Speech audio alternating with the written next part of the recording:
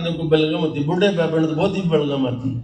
تو بلغم جب آتی ہے، تھوک جو ہے، حضور نماز میں آ جائے تو کہاں پھینکے؟ مسئلہ رسول اللہ سے پوچھا بخاری میں نے باقاعدہ درس دیا موچیوں والی مسجد میں، تقریباً 11 سال کا درس ہے، پتہ نہیں وہ ریکارڈنگ کی ہے تو کہاں پڑی ہے. سنیں، فرمایا میرے نبی نے جب تمہیں حالت نماز میں تھوک آ جائے، بلغم آ جائے تو سامنے نہ پھینکنا، اپنے بائیں. آج کل تو کارپیٹڈ مساجد ہے نا، کارپیٹ ہیں، سیمنٹڈ ہیں، ٹائل پتھر لگا ہوا ہے. میرے آقا کے زمانے میں تو یہ ساری چیزیں نہیں تھی. وہاں تو تن ڈھانپنے کے لیے کپڑا نہیں تھا، تو وہاں آپ کارپیٹ کہاں سے ڈھونڈیں گے؟ وہاں تو ستر ڈھانپنے کے لیے کپڑا ہوتا تھا. آج کل تو ہماری ماں بہنوں کے سیف الماریاں پڑی ہیں.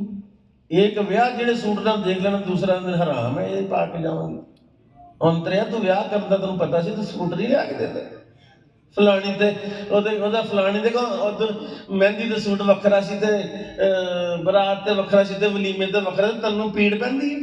سارے زمانے کا دستور ہے. میرے نبی کریم کی بیویاں، رسول اللہ کی ازواج مطہرات، مومنوں کی مائیں، حضور نے پیغام بھیجا ایک میرا یار ہے جس کا نام صدیق اکبر ہے، اس کے پاس لباس نہیں ہے، کپڑا نہیں ہے، 9 گھر ہے میرے نبی علیہ السلام کے، ہر گھر میں پیغام بھیجا کوئی اضافی کپڑا ہے، کوئی دوپٹہ، کوئی چادر، کوئی چھج جاتا کپڑا، کوئی ٹوک والا نکلاتا، کوئی دے دو، میرے ابوبکر کو پہنانا ہے. 9 گھروں سے پیغام آیا، کوئی کپڑا نہیں ہے، کوئی کپڑا نہیں ہے. میرے کریم نے سیدہ فاطمہ کے گھر پیغام بھیجا، فاطمہ تیرے پاس کوئی اضافی کپڑا تو میرے صدیق کے لیے بھیجو. فاطمہ نے کہا کوئی کپڑا نہیں. پھر سیدہ خدیجہ الکبریٰ کی کڑھائی کیا ہوئے تکیہ تھا، سرہانے کا جھاڑ تھا، وہ دھیڑا، اس میں سے کھجور کے پتے نکالے، وہ ابوبکر کو بھیجا کہ یہ ایسا کپڑا ہے کہ میرے داج کا ہے، میری مرحوم ماں کی یاد ہے، نشانی ہے، لیکن اے ابوبکر آپ کے احسانات میرے باپ پر اتنے ہیں، اس کا کوئی بدل نہیں ہے، لہذا یہ میں جان سے زیادہ عزیز کپڑا آپ کی خدمت میں بھیج رہی ہوں، یہ آپ قبول فرمائیں. یہ صلہ ہے ان خدمات کا جو آپ نے رسول اللہ کے لیے دیا ہے. سبحان اللہ، سبحان اللہ. اللہ کے بندو، یہ جو نماز ہے، یہ جو لباس ہے، یہ جو ساری چیزیں، اس میں کم از کم کوئی فرق تو کر لو نا. درجن مالٹے لے کے آتے ہیں، خراب مالٹے نکال دیتے ہیں بیچ میں سے. سیب کلو لے آؤ تو گلے دن باہر کٹ دینا. اور نیکیاں بھی گلی ہوئی نہ کرو، خالص نیکی کرو. قرآن کی آیت سناتا ہوں، وَمَا أُمِرُوا إِلَّا لِيَعْبُدُوا اللَّهَ مُخْلِصِينَ لَهُ الدِّينَ.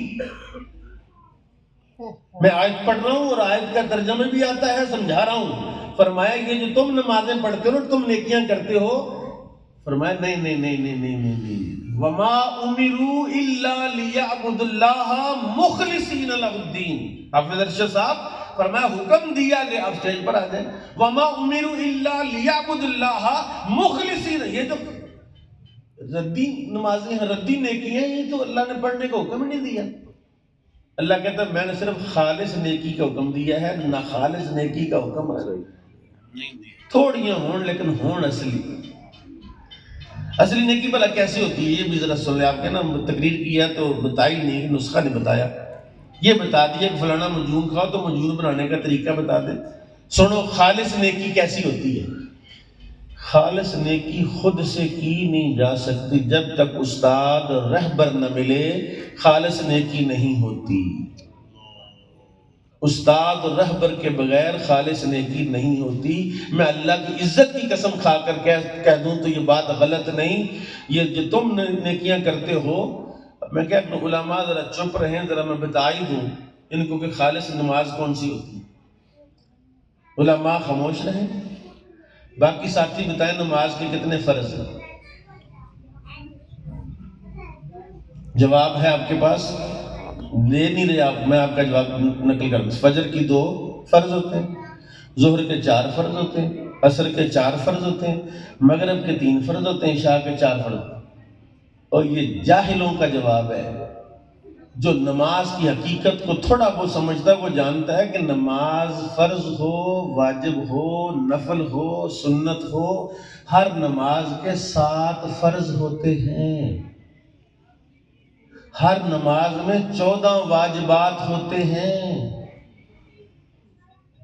جس قوم کو نماز کے فرائض اور واجبات کا علم نہیں، اس کی نماز بڑی خاص بات ہے۔ میرے استاد کرام بیٹھے ہوئے تھے، انہوں نے کہا عقیدے کا مسئلہ ہے، فرض کو فرض سمجھنا فرض ہے جی، آپ جانتے ہیں فرض کو فرض سمجھنا فرض ہے، واجب کو واجب سمجھنا فرض ہے، سنت کو سنت سمجھنا فرض ہے۔ کیا مطلب کہ ایک بندہ نفلی عمل کو فرض سمجھے اور ایک فرض عمل کو نفل سمجھے، بے ایمان ہو جائے گا، دار اسلام سے خارج ہو جائے گا۔ علماء کے پاس بیٹھو یار، سیکھو۔ ہم دن پہ رات سکھانے کے لیے بیٹھے، کوئی آتا ہی نہیں سیکھنے کی، اور جب کبھی سکھانا شروع کریں تو ختم دے روٹی آ جاتی۔ کل علامہ صاحب میرے نال گئے، مسئلہ بیان کر رہے، بڑا خاص مسئلہ بیان کر رہے سی، تے پچھو ایک جاہل جب بڑا شکل تو بھی جاہل لگو، کہنے مولوی صاحب چھوٹو دعا کرو، ہو گئی ہے۔ میں اتنی بڑی بات کر رہا ہوتا، اتنی بڑی بات کہ یار کوئی ایک بندہ بھی اگر سمجھ، اس کی زندگی بدل جائے، وہ پتہ نہیں کہ مولوی صاحب دعا کرو تو کر دیں۔ ان کو علماء کا نہیں پتا، ان کو علم کا نہیں پتا، ان کو حدیث کا نہیں پتا، ان کو قرآن کا نہیں پتا، ان کو نماز کے فرض کا نہیں پتا، نماز کے واجب کا نہیں پتا، اور اس کو سیکھنے کا ان کے پاس ٹائم بھی نہیں ہے، ٹائم بھی نہیں ہے۔ یہاں باہر باندری تماشا لگائیں تو 2 گھنٹے بیٹھ کے باندری تماشا ضرور دیکھیں گے، اور آج کل تو 40 باندری تماشا ہے، سوشل میڈیا ویڈیو دیکھ کے۔ کل پرسوں جگہ تے گئے تے گڈی چ 2 منڈیاں نوں بٹھا گیا میں تھانے، سٹی تھانے گیا، 2 منڈے گڈی چ بٹھا گیا، میں یار تسی بیٹھو اندر، سانوں ٹائم زیادہ لگ گیا، منڈے نے ایک واری نہیں آکھیا استاد جی سانوں جانا ہے، جلدی ہے، کالی ہے، دوویں موبائل کڈ کے چلائی جا چلائی۔ اج کل تے انتظار والا کام مک گیا ہے، جتھے ٹینشن ہوئے موبائل کڈو، تسی کری جاؤ، گھر چیتا ہی بھول جائے کہ گھر والے سبزی لین بھیجیا۔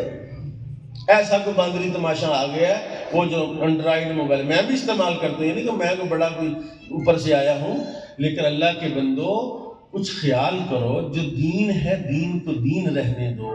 اللہ تعالیٰ حاجی ممتاز صاحب کے بیٹے کی کامل بخشش فرمائے، اور اللہ تعالیٰ ہمیں اس مقصد کے لیے اس دنیا کی حقیقت ہم پر ظاہر کر دے، آخرت کی حقیقت ہم پر ظاہر کر دے، نیکی کی حقیقت ہم پر ظاہر کر دے۔ وما علیہ الا البلاغ۔